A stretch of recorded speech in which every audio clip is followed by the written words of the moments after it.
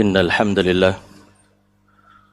لله نحمده ونستعينه ونستغفره ونؤمن به ونتوكل عليه ونعوذ بالله من شرور أنفسنا ومن سيئات أعمالنا من يهده الله فلا مضل له ومن يضلل فلا هادي له أشهد أن لا إله إلا الله وحده لا شريك له وأشهد أن سيدنا وحبيبنا ومولانا محمدا عبده ورسوله أما بعد لقد قال الله تبارك وتعالى في القرآن المجيد بعد أعوذ بالله من الشيطان الرجيم بسم الله الرحمن الرحيم يا أيها الناس اتقوا ربكم إن زلزلة الساعة شيء عظيم يوم ترونها تذهل كل مرضعة عما أرضعت وتضع كل ذات حمل حملها وترى الناس سكارى وما هم بسكارى ولكن عذاب الله شديد وقال تعالى يسأل أيان يوم القيامة فإذا برق البصر وخسف القمر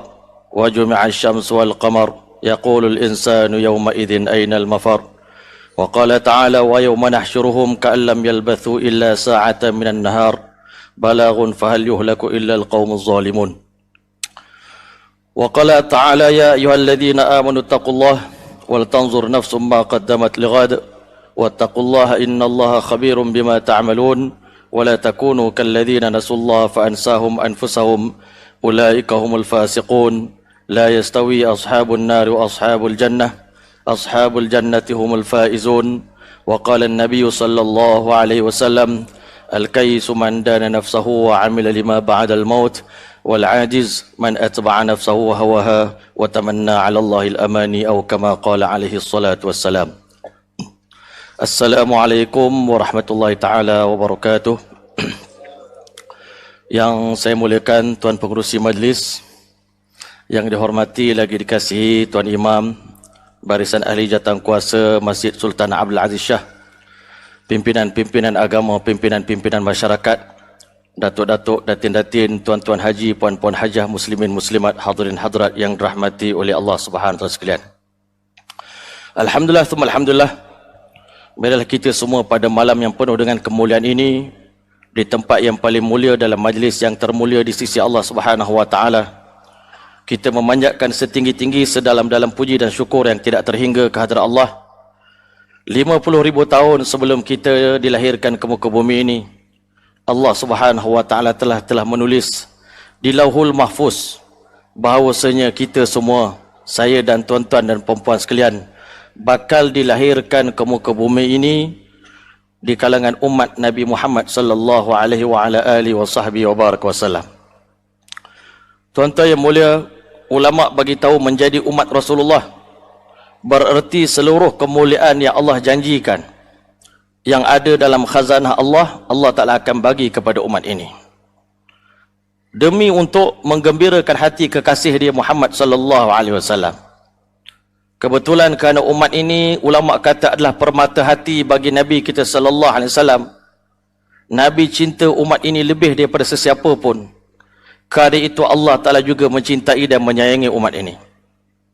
Tetapi walaupun demikian, walaupun umat ini mendapat berbagai-bagai jaminan, berbagai-bagai kelebihan, berbagai-bagai keutamaan yang ada dalam Quran dan hadis, tetapi sebelum baginda sallallahu alaihi wasallam wafat, baginda sallallahu alaihi wasallam seringkali melihat paparan-paparan peristiwa-peristiwa yang akan berlaku di akhir zaman menjelang berlakunya hari kiamat. Agama yang dulunya dibangun oleh Nabi Muhammad sallallahu alaihi wasallam dengan tangisan, dengan titisan peluh, titisan darah, dengan mengorbankan insan-insan yang tersayang. Nabi sangat kasih kepada agama ini, tetapi sebelum Nabi wafat, Allah khabarkan bahawasanya satu hari nanti agama yang dipimpin oleh Nabi Muhammad sallallahu alaihi wasallam akan cemerlang, tetapi akan tiba juga zaman kejatuhan agama ini menjelang berlakunya hari kiamat.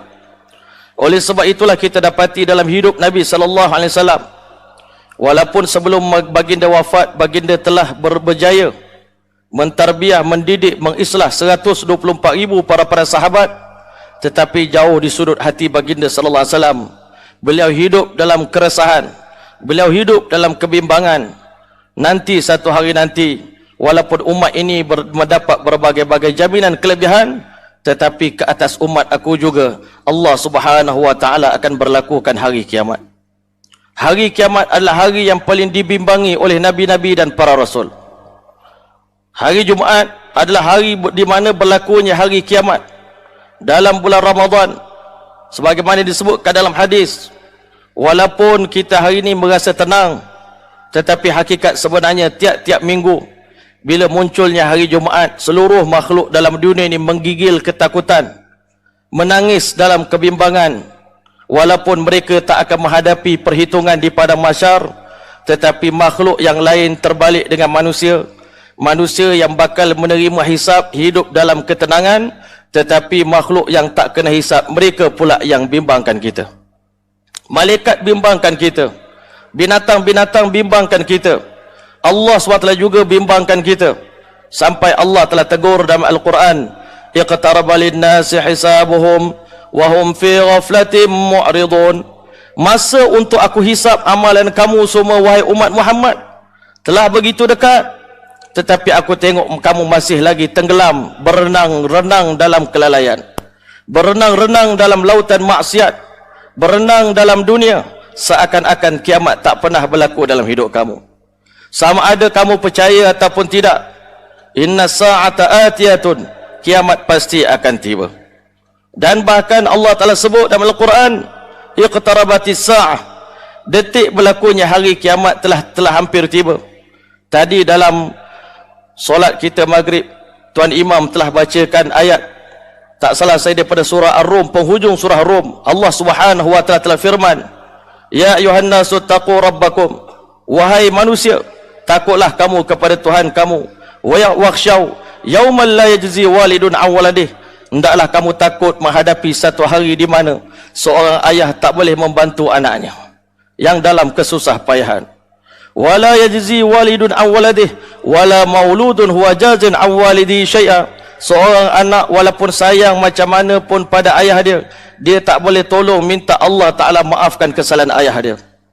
Fala taghurrannakumul hayatud dunya, jangan kamu terpedaya dengan kehidupan dunia ini. Wala yaghurrannakum billahil ghurur, jangan sesekali kamu ditipu oleh syaitan.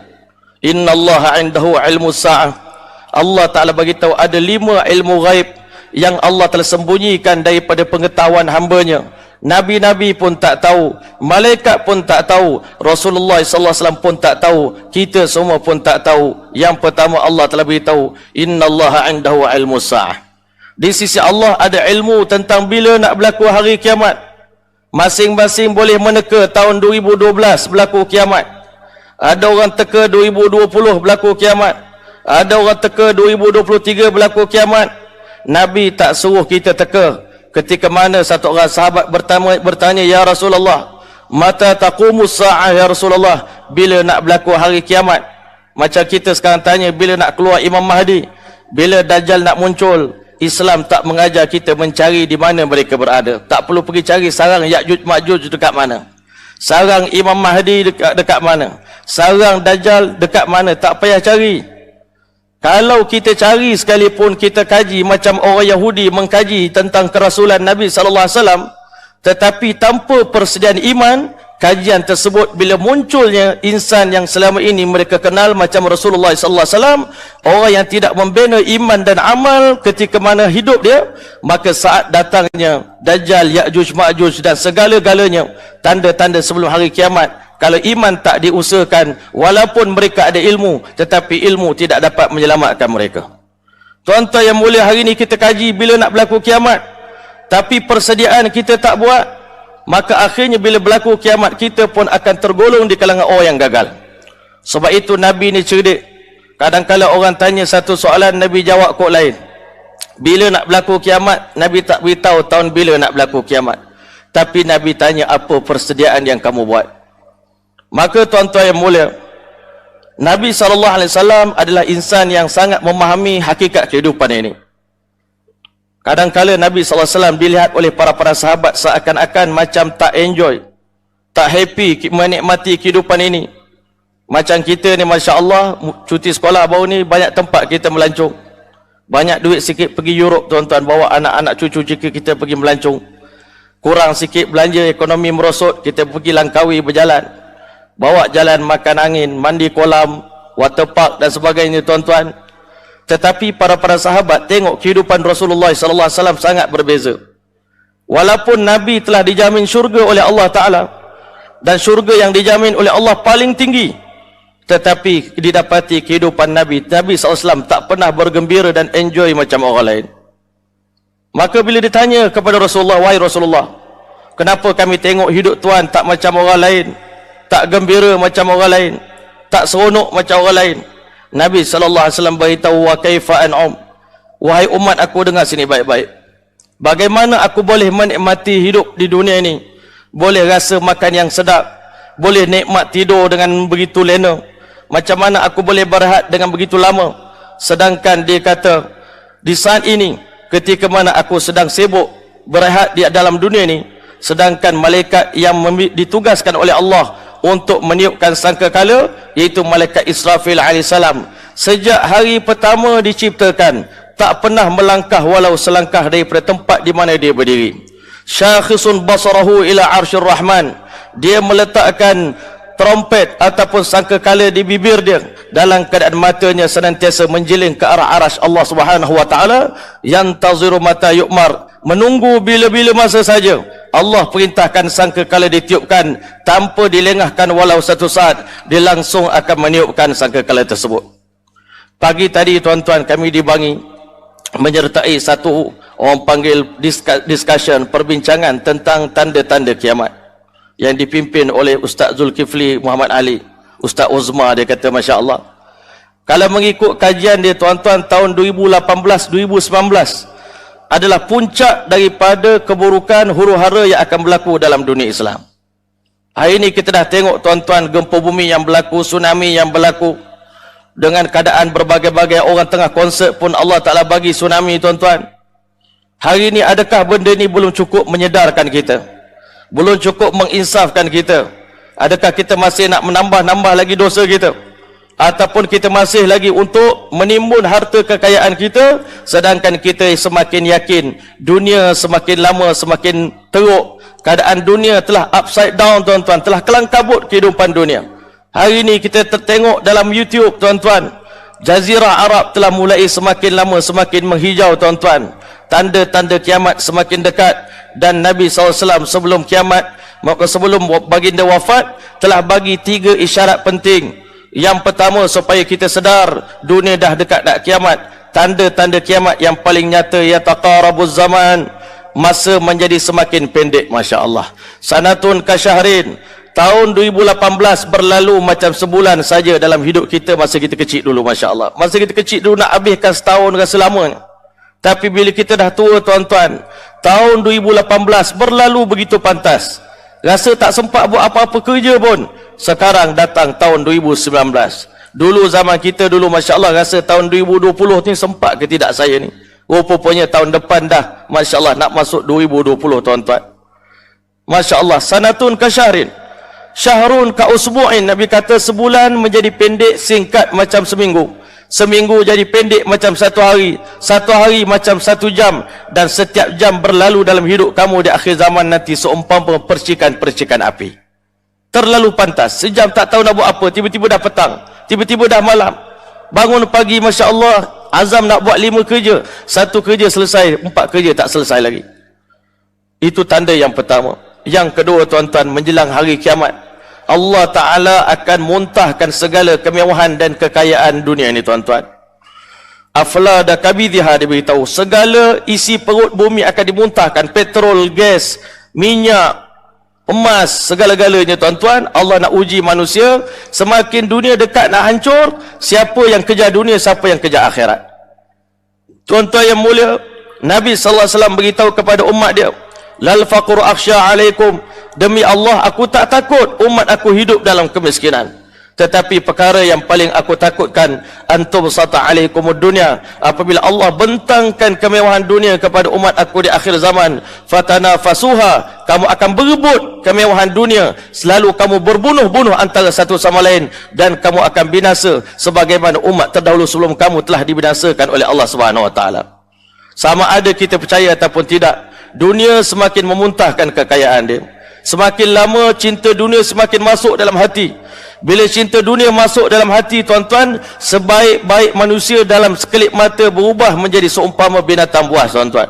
Sanggup bunuh orang kerana dunia, sanggup putus silaturahim kerana dunia, sanggup menipu, sanggup buat apa saja dosa, janji dia dapat apa yang dia nak, tuan-tuan.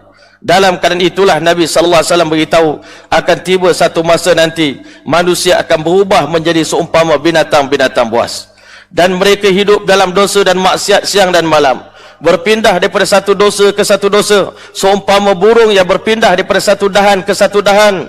Maka di saat itu orang-orang soleh semakin pupus, alim ulama semakin hilang. Akan tiba satu hari nanti Allah angkat Hajarul Aswad, Allah Ta'ala tarik daripada muka bumi. Allah cabut ilmu pengetahuan daripada muka bumi. Allah angkat Al-Quranul Karim hatta daripada dada para hafiz Al-Quran. Tidak ada tinggal walau seorang pun yang soleh dalam dunia ini, tuan-tuan. Maka dalam keadaan manusia semakin lupa kepada Allah, semakin sibuk dengan urusan dunia, tetapi Allah Ta'ala bagi mereka hidup mereka makin senang, makin mewah, makin sihat. Tak ada bala yang datang kepada mereka. Allah bagi istidraj kepada mereka. Dalam keadaan mereka sedang sibuk dengan aktiviti mereka, tiba-tiba kata Nabi SAW, Iblis muncul di tengah-tengah manusia. Iblis tanya pada manusia, maukah aku perintahkan kamu satu perkara? Maka manusia bagi tahu, wahai Iblis, perintahkan kepada kami apa saja, kami akan turut perintah engkau. Maka Iblis telah menciptakan sebuah berhala yang paling besar dalam dunia ini. Maka Iblis beritahu kepada seluruh umat akhir zaman, sembahlah kamu akan berhala ini. Seluruh manusia meninggalkan iman, dan akhirnya Masya Allah semuanya menyembah menjadi penyembah-penyembah berhala. Semakin mereka sibuk dengan urusan berhala, semakin mereka sibuk dengan urusan dunia, semakin mereka hebat, kehidupan mereka semakin mewah. Tetapi dalam keadaan kesibukan mereka itulah Nabi SAW beritahu kiamat akan berlaku ketika mana dua orang penjual dan pembeli sedang melakukan transaksi. Pembeli sedang menyerahkan duit kepada penjual. Penjual ketika mana itu waktu itu sedang menyerahkan barang. Maka sebelum sempat mereka menyerahkan kedua-dua barang tadi, maka di celah-celah itulah berlakunya hari kiamat. Masya Allah. Dan Nabi SAW beritahu, orang yang pertama di kalangan umat aku yang mendengar bunyi tiupan sangkakala, sampai tiba detiknya Allah Ta'ala perintahkan, wahai Israfil alaihissalam, inilah masa yang ditunggu-tunggu, saat kehancuran dunia telah datang. Allah SWT beritahu, la uqsimu biyaumil qiyamah, aku tak bersumpah dengan nama hari kiamat, wala uqsimu bin nafsil lawamah, aku tidak bersumpah dengan nafsul lawamah. Ayahsabul insanu allan najma'a izamah, manusia sangka selepas mereka mati kami tak akan mampu untuk mencantumkan kembali tulang-tulang mereka yang telah hancur. Allah beritahu, bala qadirin ala an nusawwiya bananah, bahkan kami mampu Masya Allah untuk mencantumkan kembali cop jari di hujung jari kamu persis sebiji macam mana sewaktu kamu berada di dunia dahulu. Tuan-tuan yang mulia, malaikat Israfil alaihissalam meniupkan sangkakala. Tiupan yang pertama, yauma tarjufur rajifah, hari di mana kami perintahkan tiupan yang pertama akan ditiupkan. Tatba'uhar radifah, tiupan yang pertama akan disusuli dengan tiupan yang kedua. Tiupan yang pertama dipanggil nafkhatul faza', tiupan untuk mengejutkan manusia yang sedang leka, yang sedang lalai.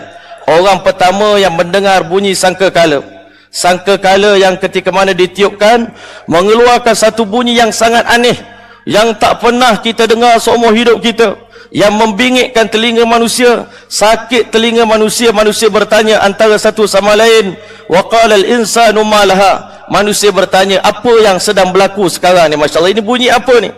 Orang yang pertama yang mendengar sangkakala, kata Nabi, seorang Arab Badui yang sedang sibuk menampal kolam unta dia yang bocor dengan simen. Masya Allah, tengah-tengah dia plaster, tuan-tuan, kolam unta dia. Ketika itulah dia mendengar bunyi sangkakala. Sebaik saja dia mendengar, kata Nabi, langsung badan dia menjadi lembik, tuan-tuan, kepalanya terkulai dan jantung langsung rebah di tempat dia sedang berdiri. Masya Allah. Lama kelamaan dengan tiupan tadi, tuan-tuan, Allah telah datangkan satu goncangan gempa bumi yang selama ini kita orang Malaysia, berlaku gempa bumi dekat Palu kita rasa relax, tuan-tuan. Gempa bumi dekat Aceh kita rasa relax. Saya seumur hidup merasa 3 kali gempa bumi, tuan-tuan. Merasa getaran sajalah, tuan-tuan. Yang pertama masa saya jadi imam dekat Jepun dulu. Tengah-tengah baring dalam bilik ketum sekali. Sampai ke subuh tak lain nak tidur tuan-tuan. Baru sekali bergoyang kita punya rumah kita, Masya Allah. Yang kedua, masa berlaku tsunami dekat Aceh, saya dekat Jakarta. Rumah yang saya duduk pula tingkat 2 masa tu, dalam retak rumah tu dindingnya, Masya Allah. Saya turun daripada rumah tadi bila berlaku getaran tuan-tuan. Takut getaran tu habis, menyebabkan kita tu pun terkena juga. Yang ketiga, masa saya belajar di Pakistan. Itu lagi pelik tuan-tuan. Gempa bumi dekat India sampai ke Karachi. Tapi saya balik peliknya tuan-tuan, saya makan dalam restoran tu, saya tak rasa apa-apa. Balik ke asrama baru kawan-kawan heboh. Gempa bumi. Saya tanya apa yang berlaku. Dia kata, kau tak rasa ke tadi gempa bumi tadi? Tak ada pun. Masya Allah, saya tengah makan parata waktu itu dengan kima tuan-tuan, makan sarapan pagi, tak berasa pun rupanya ada gempa bumi kat luar. Kita makan relax ya tuan-tuan. Kalau ada masa tu tak tahulah apa jadi. Tuan-tuan yang mulia, tetapi saat berlakunya hari kiamat ni tuan-tuan, gempa yang berlaku Allah telah beritahu, idza zulzilatil ardu zilzalaha. Apabila Allah goncang seluruh dunia ni tuan-tuan, Asia bergoncang, negara Arab bergoncang, negara Afrika bergoncang. Goncangan tadi telah melantunkan manusia tuan-tuan. Pernah kita tanya pengalaman orang kena gempa bumi, sempat lari ke tidak? Kalau duduk dalam tandas, tak sempat nak lari ke mana tuan-tuan? Waktu itulah tuan-tuan, Allah Ta'ala bagi tahu, bukan sekadar bumi yang gempa, tetapi ulama bagi tahu langit pun akan turut gempa pada waktu itu. Dengan getaran tadi tuan-tuan menyebabkan seluruh pokok-pokok tumbang. Allah Ta'ala beritahu, idza sama'un fatarat. Dengan goncangan tadi, mula-mula sekali Allah Ta'ala belahkan 7 petala langit tuan-tuan. Langit telah mula terbelah. Satu orang sahabat bila baca ayat ini, faidan syaqqatis sama'u fakanat wardatan kaddihan. Apabila langit terbelah, kamu akan tengok warna langit, kelihatan warna kemerah-merahan seumpama bunga ros yang dicat dengan cat merah. Waktu itu mata kamu akan silau. Fa idza bariqal basar, apabila mata kamu telah silau. Wa khasafal qamar, berlaku gerhana bulan. Wa jumi'asy syamsu wal qamar, Allah lagakan antara matahari dengan bulan. Allah beritahu idza sama'un fatarat wa idzal kawakibun tatharat. Telah mula kejatuhan, keguguran bintang-bintang telah mula satu persatu jatuh ke muka bumi ini tuan-tuan. Wa idzal biharu sujirat, air laut telah dihamburkan oleh Allah Subhanahu wa taala. Wa idzal wuhushu husyirat, binatang-binatang buas. Tuan-tuan duduk di Shah Alam ni tak pernah tengok rimau masuk dalam kota, dalam bandar ni tuan-tuan. Tapi hari berlakunya kiamat, binatang-binatang buas tuan-tuan semua masuk dalam bandar tuan-tuan, berkumpul di satu tempat. Dalam ketakutan, panik, binatang panik, manusia panik, jin panik, dan bahkan malaikat-malaikat pun dalam panik tuan-tuan. Dalam riwayat menyebut syaitan dengan jin cuba nak lari keluar daripada dunia, nak selamatkan diri. Sampai di hujung dunia ada sebagian malaikat yang ditugaskan oleh Allah menjaga di sempadan dunia. Ditumbuk muka mereka, terpelanting jatuh semula ke dalam bumi tuan-tuan. Di saat itulah Allah Ta'ala beritahu, dengan goncangan tadi manusia berada dalam keadaan seumpama mabuk. Allah telah beritahu, wattaqu rabbakum inna zalzalata sa'ati syai'un azim. Ketahuilah kamu, goncangan hari kiamat adalah goncangan yang sangat dahsyat. Yauma tarawunaha tadhhalu kullu murdi'atin amma arda'at. Pada hari itu kamu lihat setiap ibu yang sedang menyusukan anak dia, kerana takut tentang kiamat ni tuan-tuan, bimbang keselamatan diri dia, nak selamatkan diri dia, dilempar anak dia yang sedang disusukan, Masya Allah. Wa tada'u kullu dhati hamlin hamlaha. Ibu yang sedang mengandungkan anak berlari-lari nak selamatkan diri, tengah dia lari, janin dia terlucut daripada rahim dia, dipijak anak dia dengan kaki dia tuan-tuan, dia tak sedarkan diri. Waktu itu manusia meraung macam mana orang mabuk. Allah Ta'ala beritahu, wa taran nasa sukara. Kamu dapati manusia berkelakuan macam orang mabuk. Wa ma hum bisukara, padahal mereka tak mabuk pun, wahai hamba-Ku. Walakin azab Allah syadid, tetapi kerana dahsyatnya azab hari kiamat, kesengsaraan hari kiamat menyebabkan manusia berkelakuan macam orang mabuk. Waktu itu tuan-tuan, manusia semua di seluruh dunia dalam keadaan nyawa-nyawa ikan. Waktu itulah tuan-tuan, dengan goncangan itu seluruh gunung-gunung satu dunia dihancurkan oleh Allah menjadi debu. Dan Allah beritahu, takunul jibalu kal ihnil manfush. Gunung-gunung dah mula satu persatu berterbangan di udara seumpama kapas-kapas yang diterbangkan oleh angin yang bertiup. Masya Allah. Gunung pun berterbangan, pokok-pokok berterbangan, manusia binatang berterbangan di udara tuan-tuan. Dalam keadaan itu Allah masih belum matikan kita. Maka sekarang wahai malaikatku, sambung tiupan yang pertama dengan tiupan yang kedua. Tiupan yang kedua ini dipanggil nafkhatus saq. Tiupan ini akan menamatkan riwayat seluruh makhluk yang bernyawa. Allah Ta'ala beritahu dalam surah Az-Zumar, wa nufikha fis sur, saat sangkakala yang kedua ditiupkan, fasa'iqa man fis samawati wa man fil ardi, maka putuslah riwayat seluruh makhluk yang berada di langit, malaikat daripada langit yang pertama sampai langit yang ketujuh, semuanya telah jatuh satu persatu tumbang, tuan-tuan, telah mati bergelimpangan. Dan seluruh makhluk yang berada di dunia ini, malaikat-malaikat di muka bumi ini, binatang-binatang, manusia, jin, syaitan, pohon-pohon, semua telah dihancurkan oleh Allah. Dunia telah menjadi padang jarak, padang terkukur. Mungkin tuan-tuan pernah tengok filem orang putih, tuan-tuan, bila kiamat berlaku, KLCC pun kena, New York City pun hancur, tuan-tuan, France, Masya Allah, Eiffel Tower, semua dihancurkan oleh Allah Subhanahu Wa Taala. Dalam sekelip mata saja, tuan-tuan, dunia telah menjadi hancur. Waktu itu tidak ada lagi bunyi sesuatu pun dalam dunia. Sekelip mata saja, tiada lagi kicauan burung, tiada lagi desiran angin, tiada lagi bunyi manusia yang bercakap-cakap, tuan-tuan.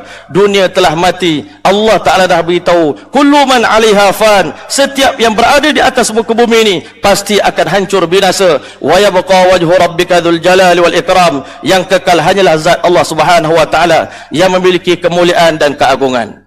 Setelah mana seluruh makhluk telah mati, tuan-tuan, Allah Ta'ala jemput malaikat maut, mari sini, datang menghadap, minta malaikat maut bagi laporan siapa yang telah mati dan siapa yang masih hidup. Malaikat maut bagi laporan pada Allah Subhanahu Wa Ta'ala. Dengan keagunganmu ya Allah, hamba melaporkan seluruh makhluk di bumi, manusia, jin, binatang-binatang, para malaikat, tumbuh-tumbuhan, semuanya telah mati. Dan seluruh malaikat-malaikat di langit semua telah mati. Wahai Allah, tidak ada yang hidup di saat ini melainkan beberapa malaikat yang dikecualikan oleh Engkau, illa man sya Allah, melainkan mereka yang dikecualikan oleh Allah Subhanahu Wa Taala. Ya Allah, ini Jibril masih hidup ya Allah, ini Mikail masih hidup ya Allah, ini Israfil masih hidup, hamba malaikat Israel masih hidup, dan ini 4 orang malaikat pemikul aras masih hidup. Maka Allah SWT beritahu, wahai malakul maut, cabut nyawa Jibril alaihissalam. Maka malaikat maut terus menyentap nyawa Jibril. Di tempat itu Jibril jatuh mati tersungkur, Masya Allah. Allah kata cabut nyawa Mikail alaihissalam, maka disentap nyawa Mikail, Mikail pun mati. Cabut nyawa Israfil alaihissalam, Israfil pun mati. Ada ulama beritahu bila mana Israfil jatuh, sangkakala pun naik ke aras Allah Subhanahu Wa Taala. Maka tuan-tuan mulia, cabut nyawa malaikat pemikul aras Allah Subhanahu Wa Taala, malaikat pemikul aras pun telah mati. Sekarang wahai Israel, beritahu kepada aku, siapakah lagi yang masih tertinggal, tersisa di kalangan hamba-Ku? Wahai Allah, di saat ini tidak ada lagi yang hidup di kalangan hamba-Mu melainkan aku, Israel, dan Engkaulah Tuhan yang maha hidup untuk selama-lamanya. Maka akhirnya Allah SWT perintahkan kepada Israel alaihissalam, orang yang makhluk yang terakhir akan mati, dimusnahkan oleh Allah Subhanahu Wa Taala. Allah firmankan kepada Israel alaihissalam, mut fa innaka khalqun min khalqi, matilah engkau hai Israel alaihissalam, kerana engkau juga termasuk salah satu daripada makhluk ciptaan aku. Walaupun engkau malaikat maut, engkau juga tak terlepas daripada kematian. Bila malaikat maut telah mati, berarti tiada sesiapa pun yang ada di samping Allah Subhanahu Wa Taala. Hanyalah Allah yang pertama wujud, dialah yang terakhir wujud. Selain daripada Allah Ta'ala tidak ada yang wujud untuk selama-lamanya. Maka di saat itulah ulama, bahkan dalam Al-Quran Allah telah beritahu, wa ma qadarullaha haqqa qadrih, selama ini di dunia ini kamu tak pernah memandang Allah itu hebat, kamu rasa Allah itu lekeh, mereka tak tahu menghargai kedudukan Allah Ta'ala, keagungan Allah. Sembahyang maghrib tadi pun kita tak berasa agungnya Allah Ta'ala. Tetapi Allah telah beritahu, di hari kiamat kamu akan tahu kehebatan aku. Maka Allah telah beritahu, wal ardu jami'an qabdatuhu, 7 petala bumi nanti dalam genggamanku. Allah SWT kata, was samawatu, 7 petala langit akan digulung oleh Allah Ta'ala, yauma natwi samaa katayyi sijil lil kutub, hari di mana kami akan gulung 7 lapisan langit seumpama kalian menggulung buku-buku di tangan kalian. Maka tuan-tuan dan rahmati oleh Allah, dalam Al-Quran Allah telah beritahu, setelah mana Allah menggenggam 7 petala langit dan bumi dalam genggamannya, tuan-tuan, Allah telah goncang dunia ni. Allah SWT akan bertanya kepada kita semua, limanil mulkul yaum, siapakah raja yang paling berkuasa pada hari ini? Kerajaan manakah yang paling berkuasa pada hari ini? Selama ini kita rasa banyak yang berkuasa dalam dunia. Hari ini macam-macam kita takut. Kita takut dengan jin, takut dengan iblis, takut dengan syaitan, takut dengan itu, takut dengan ini, tuan-tuan. Tapi kita tak takut pada Allah Subhanahu wa taala. Allah Taala beritahu, "Wa ma limanil mulkul yaum", siapakah yang paling berkuasa pada hari ini? Hari itu iblis telah mati, jin telah mati, manusia telah mati, malaikat Jibril telah mati, semua malaikat telah mati. Allah tanya, siapakah raja yang paling berkuasa pada hari ini? Tak ada siapa yang mampu menjawab. Semuanya telah mati. Allah Ta'ala sendiri yang jawab, lillahil wahidil qahar, raja yang paling berkuasa satu-satunya di saat ini hanyalah Allah Subhanahu wa taala, Tuhan yang esa, Tuhan yang maha pemaksa. Maka selepas daripada itu Allah Ta'ala beritahu, anal malikul qudus assalamul mu'minul muhaiminul azizul jabbarul mutakabbir, akulah Tuhan yang maha hebat daripada sesiapa pun. Maka selepas daripada itu, tuan-tuan, ulama dalam hadis Nabi SAW beritahu, Allah biarkan dunia ini tanpa ada kehidupan selama 40,000 tahun lamanya. 40,000 tahun tidak ada sesiapa yang hidup. Mayat yang tadinya telah bergelimpangan mati, akhirnya telah menjadi busuk, hancur, lebur, menjadi bangkai yang telah kering, tuan-tuan. Akhirnya bangkai tadi berubah menjadi zarah-zarah, dan akhirnya lenyaplah manusia, melainkan ajbuz zanab, tulang sulbi saja yang dikekalkan oleh Allah Subhanahu wa taala. Allah nak tunjukkan kekuasaan dia, bagaimana dia boleh menghidupkan benda yang telah mati. Nabi Ibrahim AS pernah tanya kepada Tuhan dia, wa idh qala Ibrahim rabbi arini kaifa tuhyil mauta, wahai Allah, tunjukkan kepada aku macam mana cara engkau boleh menghidupkan makhluk yang telah mati. Allah tanya, engkau tak yakin ke lagi aku boleh menghidupkan kamu setelah kamu mati? Dia kata dah yakin, tapi nak tambah lagi keyakinan. Allah kata sembelih 4 ekor binatang. Diringkaskan cerita, tuan-tuan, Nabi Ibrahim tangkap binatang tadi, sembelih-sembelih, hancur-hancurkan, letak di atas 4 buah gunung. Sekarang panggil binatang itu, dipanggil ayam jantan hidup dan terbang. Maka panggil burung gagak terbang, dipanggil burung merak pun hidup, dipanggil burung merpati pun hidup. Semudah itu Allah telah hidupkan makhluk yang telah mati tanpa ada sebarang kesusah payahan. Selepas genap 40,000 tahun, akhirnya, tuan-tuan mulia, tibalah masa Allah Ta'ala nak bangunkan kita di padang mahsyar. Satu istimak yang paling besar. Kita dalam hidup kita ada 2 istimak yang besar, perhimpunan.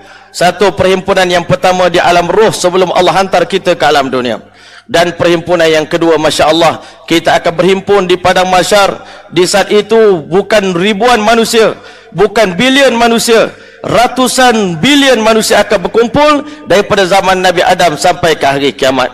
Maka sebelum Allah telah bangunkan kita di padang mahsyar, Allah SWT akan turunkan hujan ke atas muka bumi ini selama 40 hari 40 malam. Hujan mulai turun dengan selebat-lebatnya, kerana waktu itu semua gunung-gunung telah hancur, dunia telah menjadi datar, tidak ada lagi lubang-lubang, tidak ada lagi lembah-lembah. Maka telah berlaku banjir, kata Nabi, setinggi 12 hasta di seluruh permukaan bumi. Tiba saat di mana Allah Ta'ala nak bangunkan kita di padang mahsyar. Allah perintahkan kepada langit, wa qila ya ardu, difirmankan kepada bumi, iqla'i ma'aki, telanlah air kamu, wa ya sama'u aqli'i, wahai ibla'i ma'aki, wa ya sama'u aqli'i, wahai langit berhenti daripada turunkan hujan. Maka dalam beberapa saat akhirnya, Masya Allah, air yang banjir tadi telah mulai surut, tuan-tuan. Apabila surutnya air banjir, maka akhirnya Allah Ta'ala telah buat 2 perubahan ke atas muka bumi ini. Perubahan yang pertama, Allah sebut dalam Al-Quran, yauma tubaddalul ardu ghairal ardi was samawati wa barazu lillahil wahidil qahar. Ingatlah hari di mana Allah tukar bumi lama dengan bumi baru, langit lama dengan langit baru. Di saat itu mereka akan zahir untuk mempersembahkan amalan mereka di hadapan Allah Subhanahu wa taala. Macam masjid kita ni, tuan-tuan, kapet dah lama, tuan-tuan. Mungkin satu hari nanti bila dah usang, dah lusuh, kita akan gulung kapet lama. Kapet yang menyimpan sejarah, tuan-tuan, bersolat di atas ini digulung dan diganti dengan kapet baru yang belum ada sejarah dosa dan pahala di atasnya. Yang kedua, tuan-tuan, Nabi bagi tahu, dalam hadis menggambarkan bumi ini akan merekah tuan-tuan dengan berjuta-juta rekahan.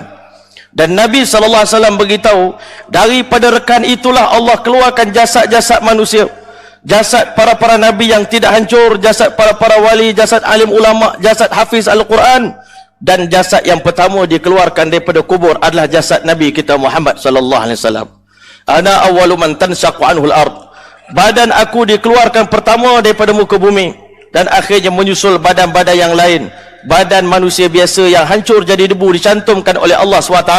Jadilah kita mayat-mayat yang bergelimpangan tapi masih belum bernyawa, dalam keadaan bertelanjangan.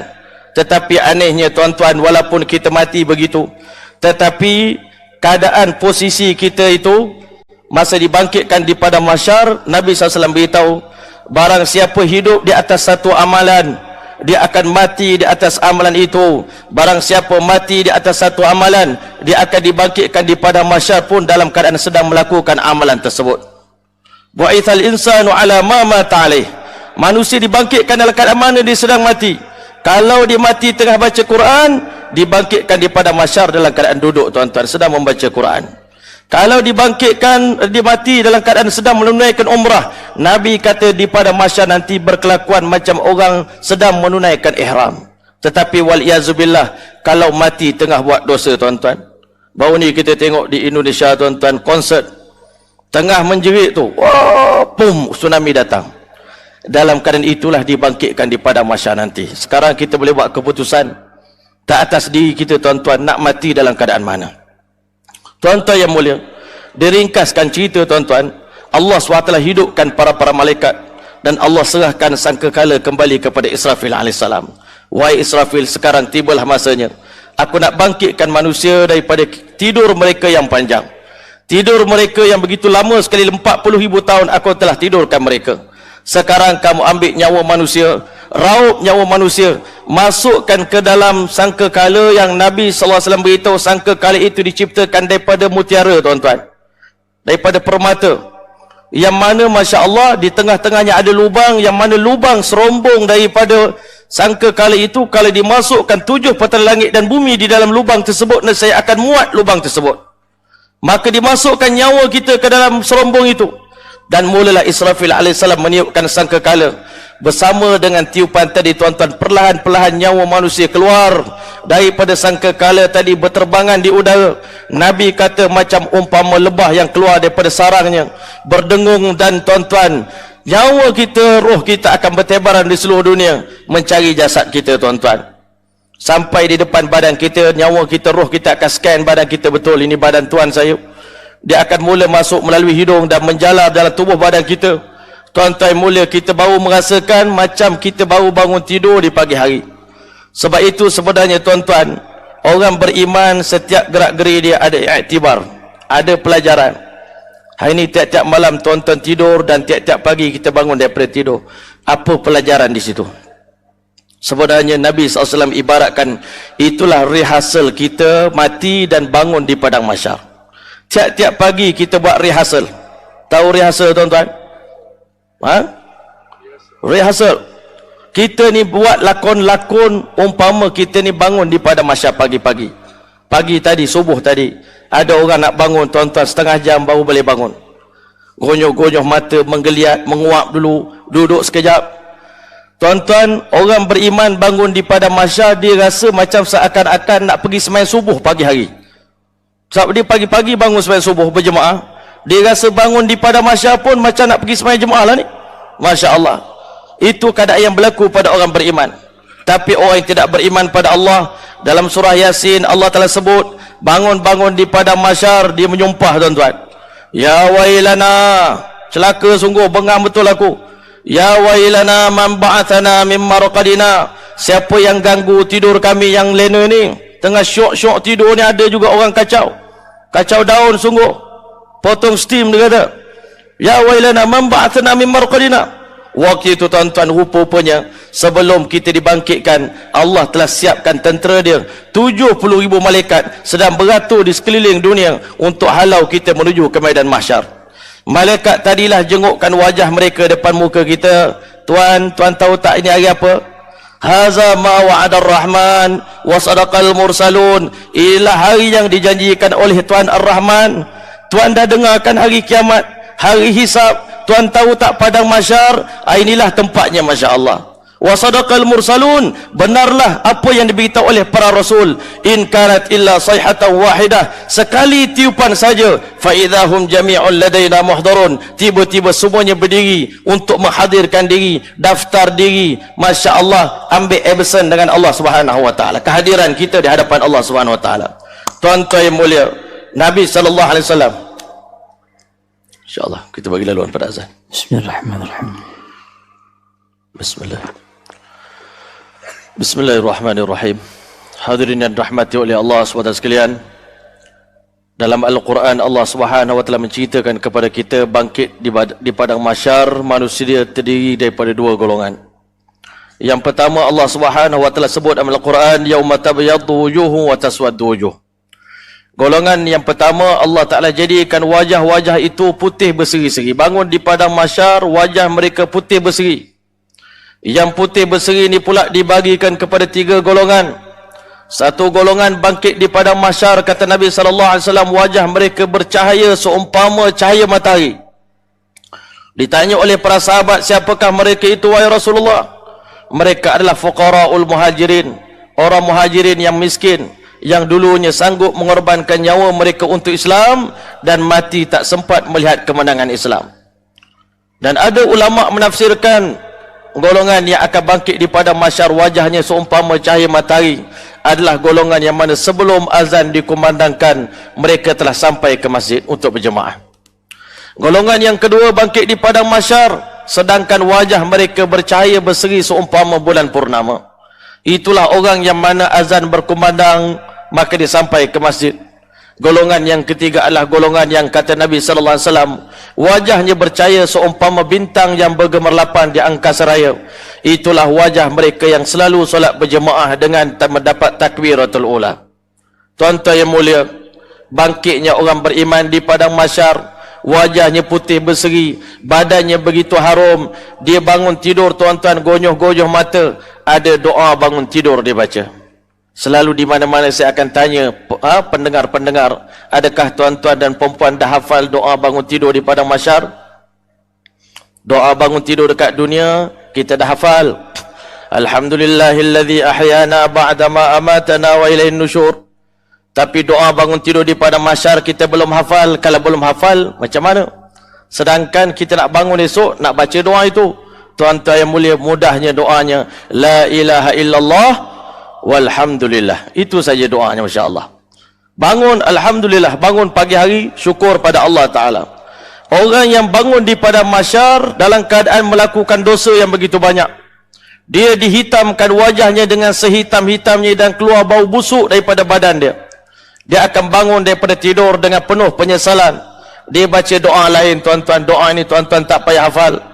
Saya tak sarankan tuan-tuan hafal sebab doa ini untuk orang pendosa-pendosa. Tuan-tuan orang soleh, doanya ya hasrata ala ma farratu fi jambillah wa in kuntu laminas sakhirin. Alangkah menyesalnya aku kerana di dunia dahulu aku terlalu banyak meninggalkan perintah-perintah Allah, melanggar larangan-larangan Allah, dan di dunia dahulu aku termasuk orang yang degil yang selalu mempersendakan perintah-perintah Allah Taala. Tuan-tuan yang mulia, bangun di padang mahsyar. Nabi SAW beritahu, innakum satatuna rabbakum yaumal qiyamah, kalian akan datang menghadap Tuhan kalian di hari kiamat nanti, hufatan, dalam keadaan berkaki ayam, uratan, dalam keadaan bertelanjangan, ghurlan ghaira makhtun, berkepala botak, dalam keadaan belum lagi berkhatan, tuan-tuan. Tetapi bangun kita di padang mahsyar, kita akan terperanjat dan begitu gerun, hati dan perasaan kita menggigil. Kenapa, tuan-tuan? Kita tak faham sebenarnya begitu dahsyatnya padang mahsyar, bukan macam mana kita sangka. Nabi SAW beritahu, Allah ubah bumi yang kita pijak pada hari ini, yang daripada tanah ini, Allah tukar dengan bumi yang diperbuat daripada perak, tuan-tuan. Pijak di atas perak tak sama dengan pijak di atas tanah. Saya pergi ke Badar baru ni, tuan-tuan, masa buat umrah. Sempat pijak di atas pasir yang lembut dekat sebuah bukit. Kita singgah pasir halus je. Tapi masa tu tengah panas, pukul 3 petang, tuan-tuan, Baru cabut kasut sekejap pun kita dah tak tahan kaki kita tuan-tuan, terpaksa pakai selipar balik. Tetapi bayangkan Nabi sallallahu alaihi wasallam beritahu, kamu bangkit di padang mahsyar, Allah datangkan matahari di atas kepala kamu. Ada ulama kata bukan sebiji, 10 biji matahari. Dan Allah telah dekatkan sedekat 1 mil di atas kepala manusia. Dan perawi hadis mengatakan, aku tak pasti apa yang dimaksudkan dengan 1 mil itu. Apakah 1 mil itu 1 kilometer, ataupun mil itu panjangnya batang celak yang kita gunakan untuk mencelak mata kita. Itulah jaraknya matahari di atas kepala kita. Dan kepanasan matahari itu, kata Nabi, Allah tingkatkan lagi, maksimumkan kepanasannya 99 kali ganda lebih panas daripada matahari di dunia ni. Sekarang ni kita semua sedia maklum, ahli sains kata jarak matahari dengan bumi ni 1 juta kilometer lebih tuan-tuan. Itu pun kita tak perasan. Hari ni kita hidup di dunia, kita rasa relax, tengok matahari, happy, boleh selfie dengan matahari. Nabi SAW beritahu, tahukah kamu, apabila pagi-pagi hari matahari mula menyingsing tuan-tuan, mula naik, bersama dengan naiknya matahari, Allah telah bukakan pintu neraka sedikit demi sedikit tuan-tuan, perlahan demi perlahan, sampai waktu istiwa, waktu zuhur tuan-tuan, itu kemuncak di mana seluruh pintu-pintu neraka dibuka oleh Allah Subhanahu wa taala. Panas tengah hari yang kita rasa pada hari ini, itu baru nafasnya neraka tuan-tuan, bahangnya neraka Allah Subhanahu wa taala. Satu hari Nabi sallallahu alaihi wasallam diberitahu oleh Allah taala, satu hari neraka mengadu pada Allah, ya Allah, tolong ringankan sikit kepanasan dalam perut saya ni, sebab api dah makan antara satu sama lain. Api sini dah makan api sini. Maka kata Nabi sallallahu alaihi wasallam, fa'adhina laha binafasain, Allah izinkan neraka bernafas 2 kali setahun. Nafasun fi saif, nafas yang pertama musim panas, neraka lepaskan nafas dia tuan-tuan. Dunia ada yang 50 darjah Celsius panasnya, 48 darjah Celsius. Malaysia biasa 35-38 darjah Celsius. Itu baru nafas neraka tuan-tuan. Dan nafasun fi syita, satu lagi nafas pada musim sejuk. Bila neraka sedut nafas dia tuan-tuan, dunia ni tuan-tuan turun salji tuan-tuan. Di Malaysia turun hujan. Tuan-tuan, kepanasan itulah Allah Ta'ala akan, Masya Allah, tahan kita di padang mahsyar. Kita akan berhimpun di padang mahsyar selama 50,000 tahun. 50,000 sanah. Fasbir sabran jamila. Kamu bersabarlah nanti di hari kiamat. Kamu tahanlah sabar. Kamu 50,000 tahun berdiri tanpa makan dan minum, tanpa pakaian, tanpa teduhan, tanpa kawan, tanpa siapa yang nak ambil tahu tentang diri kamu. Bangun kita di padang mahsyar. Fadzalika yauma idzi yaumun asir. Itulah hari yang paling payah sepanjang hidup kamu. Seumur hidup kita tak pernah rasa payah. Bangun di padang mahsyar, Allah telah kata, yauma yaj'alul wildana shiba, hari di mana kanak-kanak pun sampai di padang mahsyar terperanjat dengan dahsyatnya hari akhirat, terus beruban kepala dia tuan-tuan. Beruban kepala dia. Hari ini tuan-tuan tak pernah tengok anak-anak di Syria lahir-lahir keluar uban tuan-tuan. Walaupun Syria ni tempat yang susah, tetapi padang mahsyar nanti, kerana lamanya kita duduk di padang mahsyar, daripada hari pertama kita duduk, kita akan keluar daripada mahsyar pada tahun yang ke-50,000 tuan-tuan. Maka tuan-tuan dan rahmati oleh Allah, malaikat akan halau kita bergerak menuju ke padang mahsyar. Di manakah mahsyar itu tuan-tuan? Tadi saya bersembang dengan pembahasan daripada Ustaz Zulkifli, akan berlaku 3 tenggelam bumi tuan-tuan di seluruh dunia. Khasfun fil masyriq, khasfun fil maghrib, khasfun fi jaziratul Arab. Tenggelam permukaan bumi ni, tinggal suku je permukaan bumi yang ada tanah tuan-tuan, selainnya akan jadi laut tuan-tuan. Seluruh dunia ni tuan-tuan, bahagian Arab dia akan tinggal, Malaysia semua tenggelam, Indonesia tenggelam tuan-tuan, Rusia pun akan tenggelam. Allah Ta'ala akan gantikan bumi yang baru. Malaikat halau kita kepada mahsyar. Tempat letaknya mahsyar adalah Palestin sana tuan-tuan. Maka di kali itulah tuan-tuan, Nabi SAW beritahu 3 golongan akan bangkit di padang mahsyar. Sinfan yamshi ala rukban, golongan yang pertama menuju ke padang mahsyar dengan menaiki kenderaan. Itulah golongan orang bertakwa.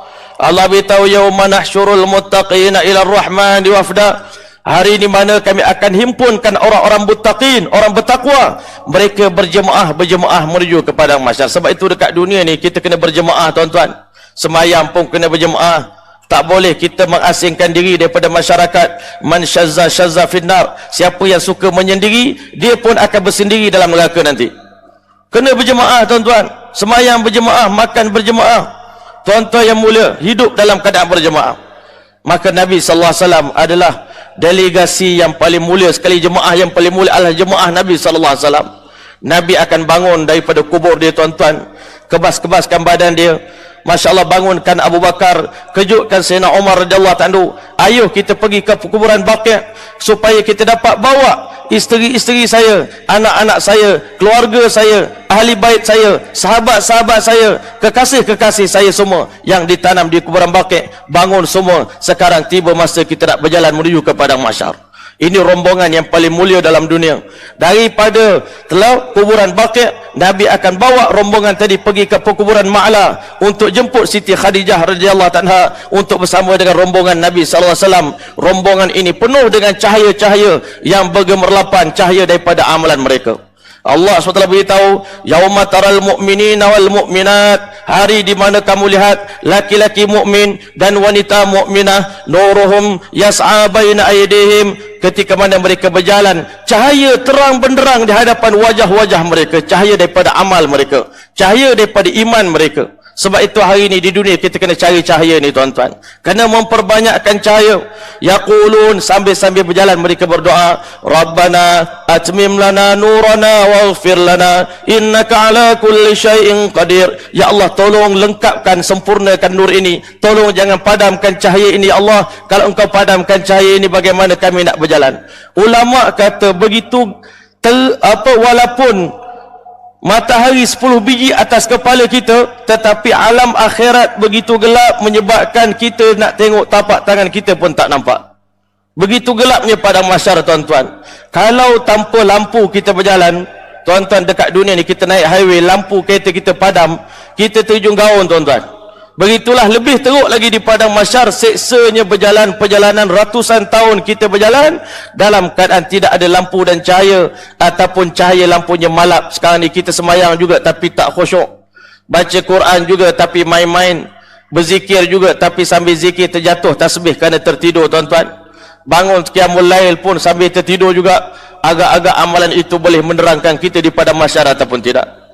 Orang munafik waktu itu tuan-tuan beritahu pada orang beriman, yauma yaqulul munafiquna wal munafiqatu lil ladzina amanu, dia kata pada orang beriman, unzuruna, tunggu kami, naqtabis min nurikum, kami nak tumpang cahaya kamu juga. Orang beriman waktu itu sombong tuan-tuan sikit. Kat dunia kau sombong dengan kami, kat padang mahsyar kami sombong pula dengan korang. Irji'u wara'akum, nak cari, nak dapat cahaya kat akhirat, no kongsi-kongsi, minta maaf ya. Balik semula ke dunia, faltamisu nura, cari nur sendiri. Masya Allah, nak balik ke dunia macam mana? Dunia dah hancur tuan-tuan yang mulia. Itu keadaan yang berlaku. Rombongan yang pertama sampai ke destinasi dia, Masya Allah. Rombongan yang kedua iaitu orang beriman yang banyak melakukan dosa, berjalan kaki tuan-tuan. Kalau daripada sini berjalan sampai Penang pun macam mana kaki kita tuan-tuan?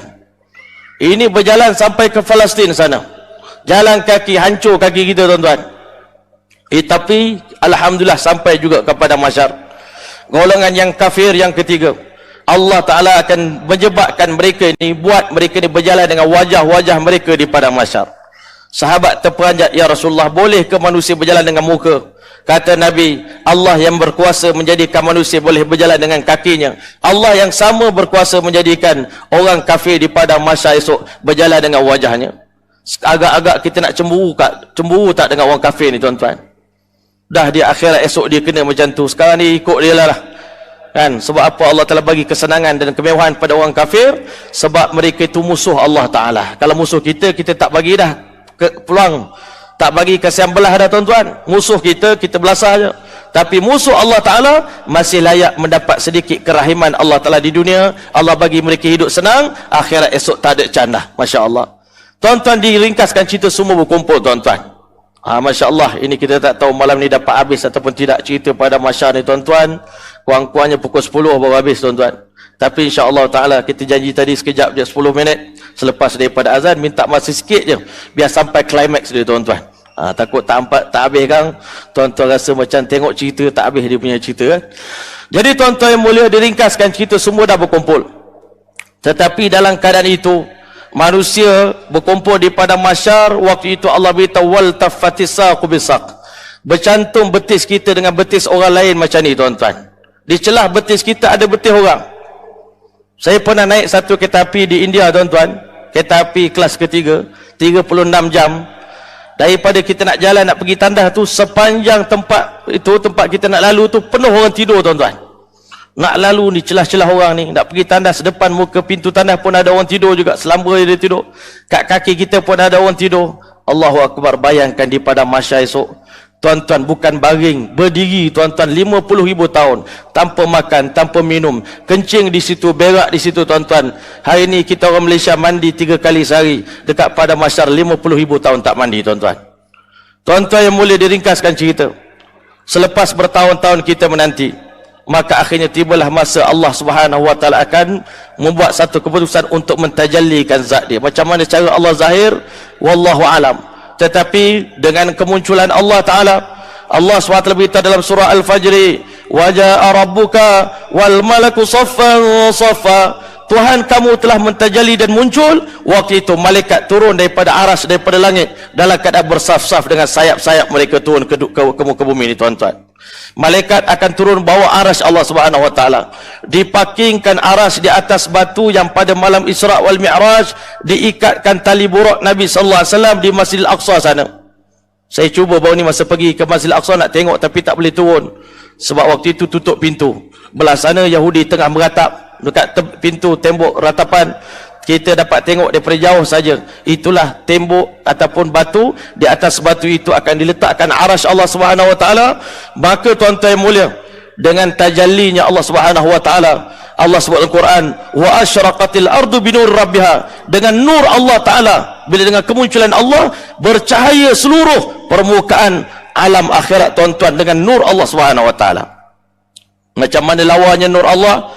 Allah sebut dalam surah An-Nur tuan-tuan, Allahu nurus samawati wal ard, mathalu nurihi kamishkatin fiha misbah, al-misbahu fi zujajah, az-zujajatu ka'annaha kawkabun durriyun yuqadu min syajaratin mubarakatin zaitunatin la syarqiyatin wala gharbiyyah yakadu zaituha yudhi'u walau lam tamsasu nar.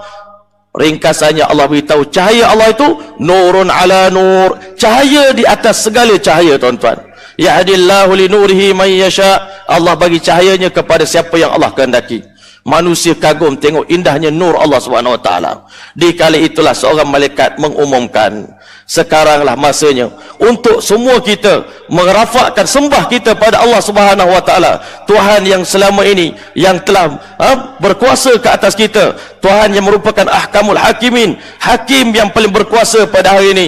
Di saat itulah tuan-tuan tersembam wajah-wajah manusia bersujud di hadapan Allah Subhanahu wa taala. Allah SWT beritahu, wa anatil wujuh lil hayyil qayyum. Di saat itu seluruh wajah-wajah tersembam, terhempas wajah manusia di atas permukaan bumi bersujud pada Allah taala dalam keadaan menangis. Seluruh manusia, seluruh makhluk berdoa kepada Allah, memuji Allah. Apa doa mereka? Mereka akan bagi tahu, siapa yang bagi tahu? Malaikat, nabi-nabi pun mengatakan demikian, subhanaka ma'abadnaka haqqa ibadatik, ya Allah, selama ini kami masih lagi belum beribadah kepada engkau dengan ibadah dalam erti kata yang sebenarnya, ya Allah. Malaikat kata kami masih main-main dalam ibadat selama ini. Nabi-nabi pun cakap macam tu. Bila tengok Allah, baru kita tahu rupanya Allah itu terlalu agung, dan ibadat yang kita buat ni sebenarnya tak layak pun untuk Allah Ta'ala. Semayang kita ni tak layak pun untuk Allah. Terlalu rendah kedudukan kita ni untuk menyembah Allah Ta'ala. Sebenarnya kita tak layak pun bercakap dengan Allah Ta'ala. Tapi Allah Ta'ala dengan rahiman dia izinkan kita menyembah dia, izinkan kita untuk bercakap dengan dia tuan-tuan. Maka di saat itulah kita akan cakap lagi, subhanaka ma syakarnaka haqqa syukrika, ya Allah, selama ini kami belum lagi berterima kasih kepada engkau, ya Allah, dengan terima kasih yang sebenar-benarnya. Tuan-tuan yang mulia, dalam keadaan semua manusia sedang menangis teresak-esak memuji Allah, tetapi ada satu golongan yang Allah haramkan mereka untuk bersujud kepada Allah waktu itu. Siapakah mereka itu? Allah sebut dalam Quran, yauma yukshafu an saq, ketika mana betis-betis disingkapkan, wa yud'auna ila sujud, mereka diperintahkan bersujud, fala yastati'un, tapi mereka cuba berkali-kali nak turun, Allah haramkan wajah ini untuk bersujud pada Allah Ta'ala. Waktu itu tuan-tuan, khasyi'atan absaruhum, mata mereka tertunduk di hadapan Allah, malu sangat-sangat dengan Allah. Tarhaqum dhillah, seluruh tubuh badan mereka diselubungi dengan rasa yang sangat-sangat hina. Hinanya kami ya Allah, walaupun keputusan belum dibuat, dalam keadaan ini kami telah yakin kami semua adalah ahli neraka. Semua kami ini tak layak masuk syurga dah kalau begini keadaan dia. Allah haramkan wajah ini untuk bersujud kepada Allah. Bahkan ada ulama kata Allah kakukan tulang belakang sampai tulang kaki, tak mampu nak tunduk tuan-tuan. Apa dosa mereka? Allah sebut, wa qad kanu, sesungguhnya mereka ini di dunia dahulu, yud'auna ila sujud, dipanggil, diseru, diajak bersujud di masjid. Azan dikumandangkan, orang ajak mohlah datang ke masjid. Masjid buat karnival, jom pi masjid. Masjid ajak kita datang tuan-tuan, masjid menyeru kita mailah datang ke masjid, tapi kita tak mau datang. Wahum salimun, mereka dalam keadaan relax saja, santai-santai, tenang-tenang aja pak. Ini kopinya belum selesai minumnya ini, bagaimana mau datang ke masjid? Ini sinetron masih enak banget ini, Masya Allah, ini sinetron sedap sekali, tengah cerita tengah sedap waktu maghrib, nak datang ke masjid je nak. Allah kata dulu aku panggil hampa semua datang ke masjid, hampa degil sombong lah. Sekarang ni aku bagi kepada kamu satu, orang kata azab. Waktu itu di saat seluruh wajah-wajah bersujud pada Allah, tetapi golongan yang degil tak nak datang ke masjid tuan-tuan, Allah kakukan tulang belakang mereka. Tuan-tuan yang mulia, kita nak ke jadi begitu tuan-tuan? Kalau tak nak, mulai daripada hari ini sembayanglah dengan berjemaah. Susah kita nak cakap kadang-kadang, cakap lemah lembut pun ada setengah orang dia tak apa nak faham tuan-tuan. Kena bagi begitu tuan-tuan, supaya kita sedar orang laki-laki diwajib solat berjemaah di masjid. La solata li jaril masjid illa fil masjid, tiada solat bagi jiran masjid selagi dengar azan, wajib melainkan sembayang di masjid. Walaupun hotel dekat ni tuan-tuan, kena datang masjid. Maka tuan-tuan diringkaskan cerita, nak habis dah ni tuan-tuan. Panjang, tapi kalau nak cerita jadi panjang lagi tuan-tuan, habislah. Jadi tuan-tuan, habis cerita tuan-tuan, akhirnya Allah Subhanahu wa taala buat keputusan di mana, wahai para malaikat, kamu susun mimbar-mimbar di bawah naungan arasy aku. Mimbar-mimbar macam ni tuan-tuan, indah-indah, cantik-cantik, diperbuat daripada mutiara, permata, lu'lu' dan marjan. Tempat duduknya daripada kasturi hitam dan putih. Allah suruh malaikat susun ratusan ribu jutaan mimbar-mimbar di bawah arasy Allah Ta'ala. Allah jemput golongan tertentu dapat, orang kata duduk grandstand punya tempat tuan-tuan, Masya Allah. Orang lain semua duduk di bawah terikan matahari. Dijemput yang pertama, malaikat mengumumkan seluruh para nabi, bermula daripada Nabi Muhammad sallallahu alaihi wasallam, dijemput untuk mengambil tempat masing-masing. Tempat duduk Nabi Muhammad adalah tempat yang paling dekat dengan arasy Allah Subhanahu wa taala. Tempat duduk yang pertama diisi oleh nabi-nabi semua, 124,000 nabi-nabi. Diseru aina syuhada, di manakah orang mati syahid? Di manakah imam-imam? Di manakah muazzin-muazzin? Di manakah para syuhada? Di manakah para hafiz Al-Quran? 7 golongan dipanggil oleh Allah Ta'ala. Salah satu daripadanya adalah laki-laki yang hatinya rindu dengan masjid. Dipanggil semua duduk di bawah naungan arasy Allah Subhanahu wa taala. Duduk senyum tuan-tuan. Alhamdulillah, orang lain semua panas, kita sejuk, masya-Allah. Dapat macam-macam keistimewaan, baju diberikan, pakaian, mahkota diberikan sedikit jamuan minuman ringan-ringan tuan-tuan. Allah bagi kemuliaan. Sedangkan orang lain dalam keadaan begitu kebingungan. Akhirnya disingkaskan cerita tuan-tuan, semua manusia ni berpakat, kita hari ni tak boleh tunggu begini. Kalau tunggu begini, matilah kita. Masya Allah, mati beginilah kita, mati tengah berdiri. Maka akhirnya tuan-tuan, kita orang bermusyawarah, di pada masa kita kena cari orang yang paling dekat dengan Allah untuk tolong kita pada hari ini. Dan pada pandangan kita, tak ada siapa lebih mampu menyelamatkan kita, menolong kita pada hari ini, melainkan Nabi Allah Adam AS. Dia paling dekat dengan Allah. Allah sayang dia. Allah pernah suruh malaikat sujud pada dia. Allah letak dia dalam syurga. Allah ciptakan dia dengan tangan Allah yang mulia, dengan kuasa Allah Ta'ala. Maka akhirnya semua pakat-pakat merayu pada Nabi Allah Adam AS. Wahai Adam, satu benda yang kami nak minta, tolonglah beritahu pada Allah bila dia nak mulakan hisab ni. Sedangkan kalau sekarang hisab belum bermula, manusia ni berapa bilion ini, kita nak tunggu seorang-seorang. Sedangkan hisab untuk umat Nabi Muhammad saja 500 tahun masanya, 40 tahun untuk orang miskin. Selebihnya kata Nabi sallallahu alaihi wasallam, fa baqiya shiddatul hisabi 'alal aghniya, hisab yang paling keras Allah Ta'ala ambil ke atas orang-orang yang berharta.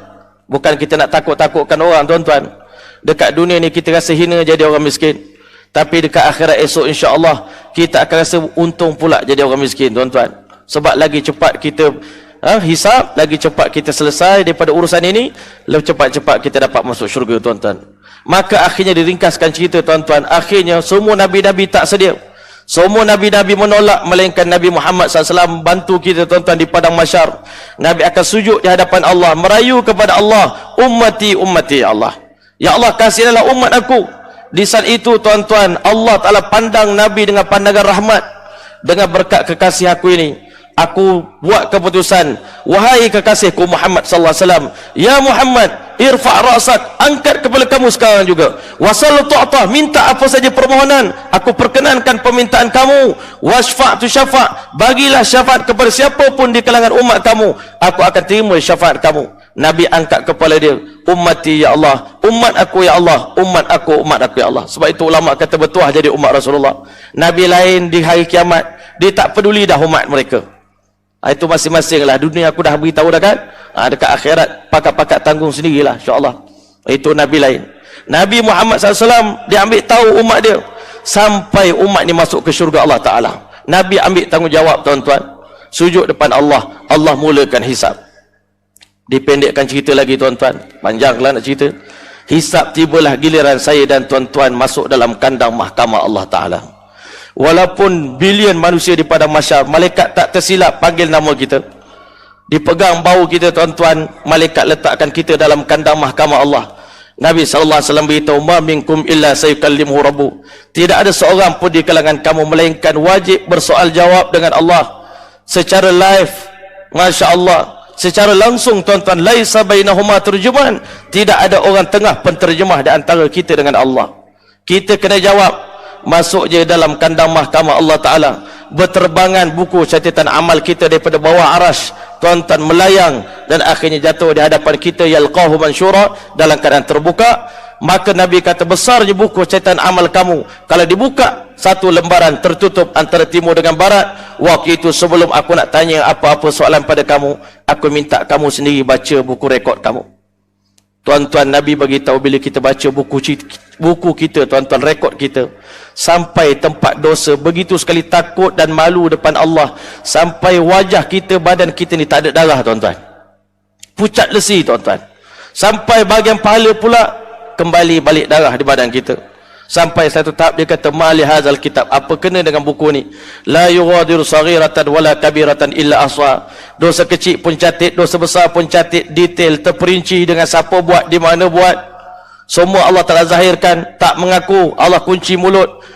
Peha kita belah kiri pula mengaku, tuan-tuan, tangan kita mengaku, pipi kita mengaku, kemaluan kita mengaku, kaki kita mengaku, tuan-tuan. Mana kita nak lari, tuan-tuan? Waktu itulah, tuan-tuan, kita akan sedar, selama ini aku dah buat banyak kesilapan dalam hidup aku. Aku tak tahu sama ada Allah Ta'ala maafkan aku ataupun tidak. Sebab itulah, tuan-tuan yang mulia, nak tutup cerita malam ni, tuan-tuan, ini baru separuh ataupun suku, tuan-tuan, daripada cerita pada masyar. Jadi kan itu, tuan-tuan, insya-Allah Ta'ala, Nabi SAW berpesan, Al-Kayis, orang bijak, man dana nafsah, selalu dia mengkritik diri sendiri, tuan-tuan. Engkau ni dah umur 40 tahun, 50, 60 dah umur, dah banyak dah peluang Allah Ta'ala bagi, apa lagi yang kau nak dalam dunia ni? Engkau apa lagi yang kau tak puas lagi sampai engkau masih belum buat keputusan untuk buat persiapan untuk alam akhirat? Kehidupan sana tak ada siapa nak tolong kita, tuan-tuan, tak ada siapa nak bantu kita, tak ada siapa nak ambil tahu tentang kita. Hanya kita bersendirian berjalan 50,000 tahun. Itu 50,000 tahun di padang mahsyar. Ulama kata perjalanan di akhirat 91,500 tahun baru sampai ke syurga Allah Ta'ala. Agak-agaknya siapa, macam mana kita keadaan di sana.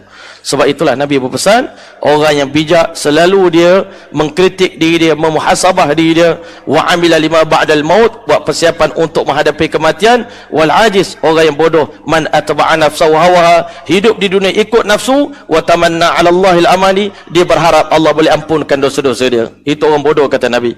Dan benda yang paling penting malam ni saya nak pesan adalah ketika mana kita menghadapi penghisaban nanti, amalan yang mula-mula Allah nak tanya adalah semayang. Masya Allah, solat kita, tuan-tuan, solat kita alhamdulillah penuh, khusyuk, maka semua amalan lain Allah terima. Solat kita mardud, tertolak, di-reject oleh Allah Ta'ala. Semua amalan lain baik macam mana pun tak akan diterima oleh Allah SWT.